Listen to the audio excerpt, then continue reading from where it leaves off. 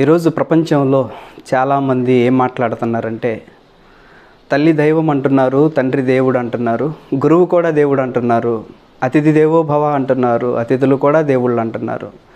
చివరికి రాజకీయ నాయకులు ఓటర్ దేవుళ్ళకు వందనాలు అంటున్నారు, నమస్కారాలు అంటున్నారు. అలాగే వ్యాపారస్తులు కస్టమర్లు దేవుళ్ళు అంటున్నారు. భార్య దేవత అంటున్నారు, భర్త దేవుడు అంటున్నారు, పిల్లలు కూడా దైవ సమానులని మాట్లాడుతున్నారు. కానీ మరి అందరూ దైవాలైతే ఈరోజు భూమి మీద ఎందుకు అరాచకాలు జరుగుతున్నాయో మీరు ఆలోచించండి. ఒక చిన్న పిల్లలను చూడకుండా చిదిమేస్తున్నారు, నడి రోడ్డు మీద భయంకరంగా మనుషులను చంపుతున్నారు. మరి ఇలాంటి పరిస్థితులు దైవాల మధ్య ఉంటాయా? ఒకవేళ వీళ్ళందరూ నిజంగా దేవుళ్ళు దేవతలేనా? ఒకసారి మీరు ఆలోచించండి. నిజంగా దేవుడు అంటే క్వాలిఫికేషన్ లేనివాడేనా? ఒకసారి మీరు ఆలోచించండి. అందరూ దేవుళ్ళా కాదా అన్నది ఒకసారి మీరు కూడా ఆలోచించి నిర్ణయాలు తీసుకోండి.